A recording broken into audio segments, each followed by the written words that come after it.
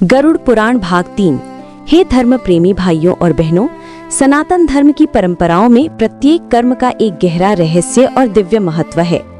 आज हम जिस विषय पर चर्चा कर रहे हैं वो है दाह संस्कार। गरुड़ पुराण स्पष्ट करता है कि मृत्यु के बाद आत्मा की यात्रा तभी पवित्र और कल्याणकारी बनती है जब दाह संस्कार विधि पूर्वक किया जाए। ये केवल एक अंतिम क्रिया नहीं, बल्कि आत्मा को अगले लोक की यात्रा पर विदा करने का पवित्र द्वार है। पुत्र और पौत्र द्वारा किया गया दाह संस्कार केवल एक पारिवारिक जिम्मेदारी नहीं, बल्कि एक आध्यात्मिक कर्तव्य है। शास्त्र कहते हैं, जो पुत्र अपने पिता का विधि पूर्वक दाह संस्कार करता है, वो न केवल पिता को मोक्ष की ओर अग्रसर करता है, बल्कि स्वयं भी पितृ ऋण से मुक्त हो जाता है।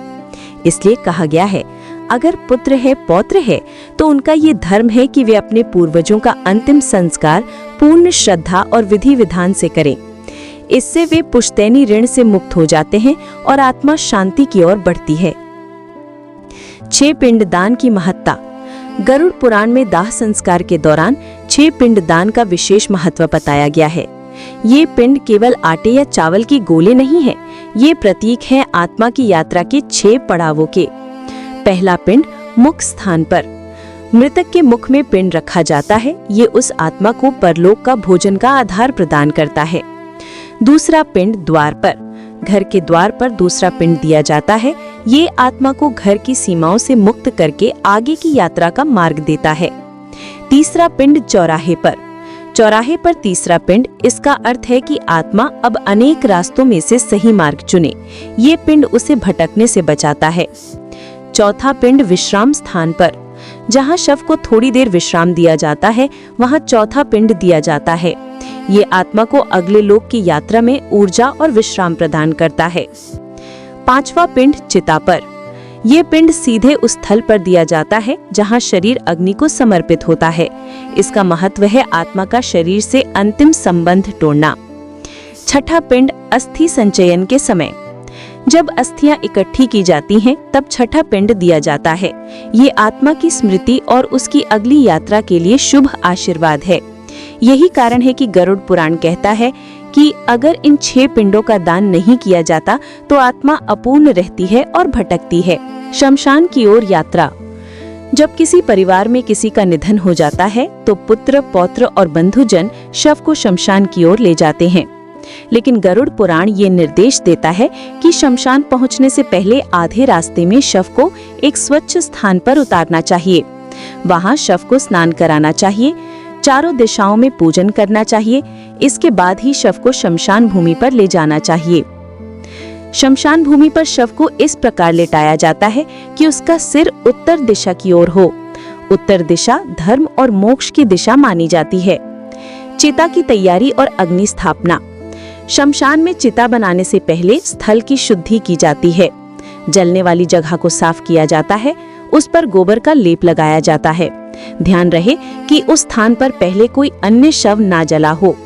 फिर थोड़ी मिट्टी से एक मूर्ति बनाई जाती है, जिसे पवित्र जल से छिड़क कर पूजा जाता है। इसके बाद अग्नि की स्थापना होती है। अग्नि पूजन। रंगीन चावलों से अग्नि की पूजा की जाती है और अग्निदेव से निवेदन किया जाता है, हे अग्निदेव, इस संसार से ये प्राणी चला गया है, आप इस आत्मा को स्वर्ग का मार्ग प्रदान करें। इसके बाद ही चिता का निर्माण किया जाता है। शव को चिता पर रखा जाता है। मृतक के हाथों में और चिता पर लाई यानी कि चावल की खील रखी जाती है। शास्त्र कहते हैं कि जब मृतक को 5 लाई के दाने मिल जाते हैं तो वो घर वालों को मृत्यु के बाद परेशान नहीं करता। शुद्धता का महत्व। गरुड़ पुराण चेतावनी देता है कि अगर शमशान भूमि में शूद्रों द्वारा पहुंचाई गई वस्तुओं से कोई कर्म किया जाए तो वो निष्फल हो जाता है। चंडाल के घर की अग्नि या पापियों की अग्नि से दाह संस्कार नहीं करना चाहिए। ये बातें हमें ये सिखाती हैं कि दाह संस्कार केवल एक कर्मकांड नहीं, बल्कि अत्यंत पवित्र साधना है। चिता की तैयारी और अग्नि का पूजन। जब किसी व्यक्ति का प्राण त्याग होता है तो उसके शरीर को शमशान ले जाया जाता है। शमशान एक ऐसा स्थल है जहां भौतिक शरीर का अंतिम संस्कार होता है। गरुड़ पुराण में स्पष्ट कहा गया है कि शमशान ही वो भूमि है जहां से जीवात्मा देह से मुक्त होकर अगले लोक की यात्रा आरंभ करती है। शमशान भूमि पर पहुंचने के बाद सबसे पहले जगह को शुद्ध किया जाता है। गोबर और गंगा जल से भूमि का लेप कर उसे पवित्र किया जाता है। ध्यान रखा जाता है कि जहां पहले शव जला हो उसी स्थान पर पुनः चिता ना बनाई जाए। इसके बाद मिट्टी का एक छोटा पिंड बनाकर जल से छिड़क कर उसका पूजन किया जाता है। ये उस भूमि और देवता को आवाहन करने की प्रक्रिया है। अग्निदेव की स्थापना के समय रंगीन अक्षत लेकर यानी कि रंगीन चावल लेकर मंत्र बोला जाता है। लोमांस इस संसार से ये प्राणी चला गया है। अग्निदेव इसे अपनी ज्वालाओं के माध्यम से स्वर्ग का मार्ग प्रदान करें। ये मंत्र आत्मा को अग्नि के द्वारा शुद्ध मार्ग मिलने की प्रार्थना है। चिता का निर्माण। चिता लकड़ियों से बनाई जाती है। पहले नीचे मोटी लकड़ियां बिछाई जाती हैं, फिर ऊपर हल्की लकड़ियां, बीच में कुछ औषधीय लकड़ियां जैसे बेल, पीपल, चंदन, आम और पलाश रखे जाते हैं। इनका उपयोग इसलिए किया जाता है ताकि अग्नि शुद्ध और सुगंधित रहे तथा वातावरण में सकारात्मक ऊर्जा फैले। लाश को स्नान कराकर शुद्ध वस्त्र पहनाए जाते हैं। गरुड़ पुराण में लिखा है कि शव को उत्तर दिशा की ओर सिर करके चिता पर रखना चाहिए, क्योंकि उत्तर दिशा पितरों की दिशा मानी जाती है। शव के हाथों में और चिता पर लाई यानी कि चावल के 5 दाने रखे जाते हैं। विश्वास है कि यदि मृतक को ये 5 दाने मिल जाते हैं तो उसकी आत्मा घर वालों को परेशान नहीं करती। अग्नि का प्रज्वलन। अग्नि को जलाते समय विशेष ध्यान दिया जाता है। चंडाल के घर की अग्नि, किसी पापी के घर की अग्नि या किसी और की चिता की अग्नि का उपयोग वर्जित है। अग्नि शुद्ध होनी चाहिए और ये सामान्यतः गृहस्थ के घर से लाई जाती है। जब चिता सजकर तैयार हो जाती है तो सबसे पहले अग्निदेव का पूजन होता है। इसके बाद मृतक के पुत्र द्वारा अग्नि प्रज्वलित की जाती है। यहाँ पुत्र का अर्थ केवल जन्म देने वाला नहीं, बल्कि वो जो दाह संस्कार की जिम्मेदारी निभा रहा है। पुत्र चिता की चारों ओर परिक्रमा करते हुए मंत्रोच्चार करता है और मुखाग्नि देता है। कपाल क्रिया। गरुड़ पुराण में वर्णन है कि जब शव का आधा भाग जल जाए तब कपाल क्रिया की जाती है। कपाल क्रिया का उद्देश्य है कि आत्मा को पितृलोक तक पहुंचने का मार्ग प्रदान करना। इस समय लकड़ी का डंडा लेकर खोपड़ी पर हल्का प्रहार किया जाता है। इससे ये माना जाता है कि आत्मा शरीर के बंधन से पूर्णतः मुक्त होकर पितृलोक की ओर प्रस्थान कर जाती है। कपाल क्रिया के बाद पुत्र को घी और तिल मिश्रित आहुति देनी चाहिए। ये तिलांजलि आत्मा के लिए शुभ मानी जाती है। शोक और भावनाएं। कपाल क्रिया के समय शास्त्रों में लिखा है कि पुत्र को रोना चाहिए, लेकिन यहाँ रोने का अर्थ है भावुक होकर अंतिम विदाई देना। ये आंसू आत्मा को संतोष देते हैं और ये मान्यता है कि इससे मृतक स्वर्ग में प्रसन्न रहता है। चिता की समाप्ति और स्नान। जब चिता पूरी तरह जल जाए और केवल राख और अस्थियां शेष रह जाएं, तो पहले स्त्रियां स्नान करती हैं, फिर पुरुष। स्नान के बाद हर व्यक्ति को नीम का पत्ता चबाना चाहिए। नीम शुद्धि और रोगनाशक का प्रतीक है। घर लौटते समय स्त्रियों को सबसे आगे और पुरुषों को पीछे चलना चाहिए। घर पहुंचकर सभी को पुनः स्नान करना चाहिए। अस्थि संचयन की विधि। गरुड़ पुराण में अस्थि संचयन को अत्यंत महत्वपूर्ण बताया गया है। कहा गया है, यदि अस्थि संचयन विधि अनुसार ना हो तो आत्मा भटकती रहती है। समय। चौथे दिन अस्थि संचयन करना श्रेष्ठ है। यदि संभव ना हो तो दूसरे या तीसरे दिन भी किया जा सकता है। विधि। शमशान जाकर सबसे पहले स्नान करना चाहिए, फिर एक गर्म वस्त्र ओढ़कर अनाज का दान करें। चिता स्थल पर देवी देवताओं को नमस्कार कर 3 परिक्रमा करें। यमायत्वा मंत्र का उच्चारण करते हुए पहले दूध फिर पानी छिड़के। इसके बाद पवित्रता से अस्थियां एकत्रित करें। अस्थियां पलाश के पत्तों पर रखी जाती हैं, फिर दूध और गंगा जल से शुद्ध की जाती हैं। इसके बाद उन्हें मिट्टी के कलश में रखा जाता है। अस्थि विसर्जन। अस्थियों को गंगा या किसी पवित्र नदी में विसर्जित करना चाहिए। विसर्जन से पहले उन्हें चंदन, फूल और गंगा जल से पूजना चाहिए। फिर माथे और हृदय से लगाकर नदी के मध्य में प्रवाहित करना चाहिए। गरुड़ पुराण कहता है कि जिनकी अस्थियां तुरंत डूब जाती हैं, वे आत्माएं ब्रह्मलोक से वापस नहीं आती। जिनकी अस्थियां देर तक तैरती हैं, वे आत्माएं कुछ समय तक स्वर्ग लोक में रहती हैं। बाजी 10 दिन की रस्मों की शुरुआत। अस्थि विसर्जन के बाद 10 दिन की रस्में प्रारंभ होती हैं। इन्हें दश गात्र कहा जाता है। प्रत्येक दिन आत्मा की शांति के लिए पिंडदान और तर्पण किया जाता है। ये प्रक्रिया आत्मा को पितृलोक तक पहुंचने में सहायक होती है।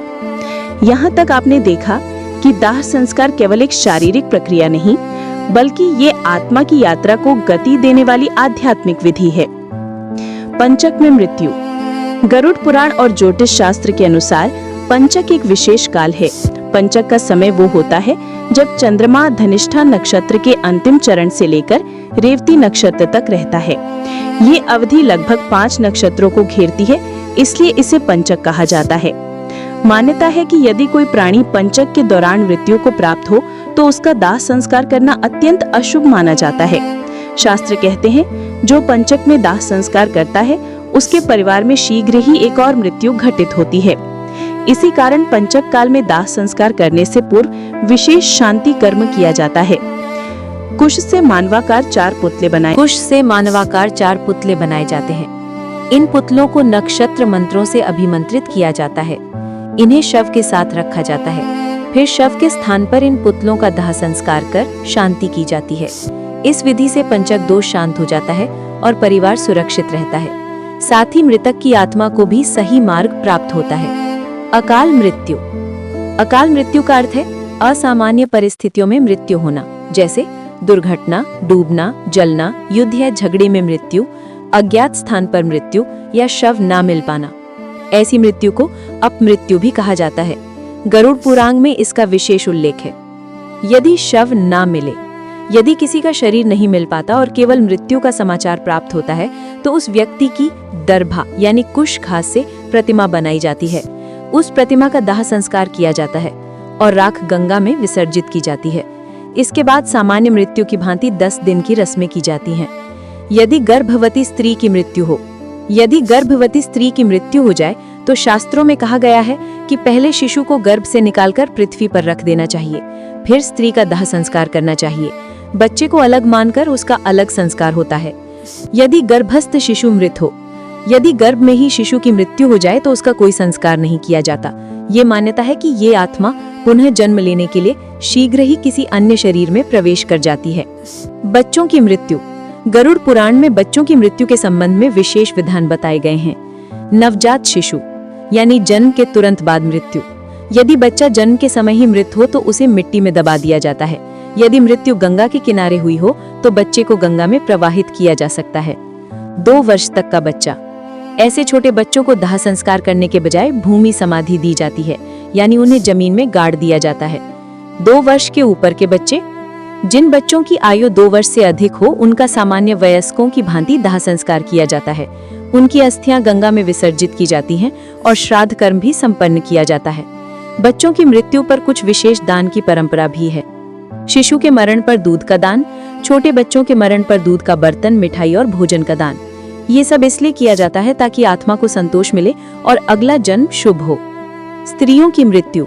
स्त्रियों की मृत्यु पर भी विशेष विधान है। यदि स्त्री की मृत्यु प्रसव के समय हो तो पहले शिशु को गर्भ से निकालकर अलग करना चाहिए, फिर स्त्री का दाह संस्कार किया जाए। यदि स्त्री का सामान्य रूप से निधन हो तो उसका दाह संस्कार पुरुषों की तरह ही किया जाता है, लेकिन कई परंपराओं में स्त्रियों के दाह संस्कार के समय कुछ विशिष्ट नियम होते हैं। जैसे कुछ क्षेत्रों में मुखाग्नि पुत्र के बजाय पति द्वारा दी जाती है, कहीं केवल स्त्रियों की उपस्थिति सीमित रखी जाती है। गरुड़ पुराण ये स्पष्ट करता है कि चाहे स्त्री हो या पुरुष, आत्मा समान है, अतः आत्मा की शांति के लिए सभी संस्कार समान श्रद्धा और विधि से होने चाहिए।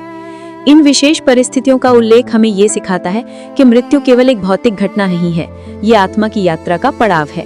हर स्थिति में, चाहे मृत्यु सामान्य हो या अकाल, विधि अनुसार संस्कार आवश्यक है। यहाँ तक आपने पढ़ा पंचक में मृत्यु और शांति की विधि, अकाल मृत्यु में संस्कार, बच्चों की मृत्यु पर अलग अलग नियम, स्त्रियों की मृत्यु संबंधी विधान। प्रिय भक्तजनों, अब हम आ पहुंचे हैं दाह संस्कार की अंतिम कड़ी पर। मृत्यु के बाद केवल चिता ही सब कुछ समाप्त नहीं करती, बल्कि असली अध्याय शुरू होता है अस्थि संचयन, दशगात्र और श्राद्ध कर्म से। यही वो संस्कार है जिनके द्वारा आत्मा को शांति और मोक्ष की दिशा मिलती है। दशगात्र और 10 दिन की रस्में। गरुड़ पुराण कहता है कि मृत्यु के बाद आत्मा सूक्ष्म रूप में 10 दिनों तक धरती पर अपने ही घर आंगन के आसपास रहती है। वो अपने परिवार को देखती है, उनके रोने धोने को सुनती है, उनके कर्मों को अनुभव करती है। इसीलिए हमारे शास्त्रों ने कहा है कि इन 10 दिनों में श्राद्ध और तर्पण अवश्य करना चाहिए, ताकि आत्मा को भोजन और जल का सुख मिल सके। इन 10 दिनों में विशेष नियम है। पहला दिन, आत्मा भ्रमित होती है, घर वाले जल और पिंड दान करें। दूसरा दिन, आत्मा अपने शरीर का मोह छोड़ने लगती है, कुश और तिल से तर्पण करें। तीसरा दिन, आत्मा अपने जन्म मरण के कर्मों को देखती है।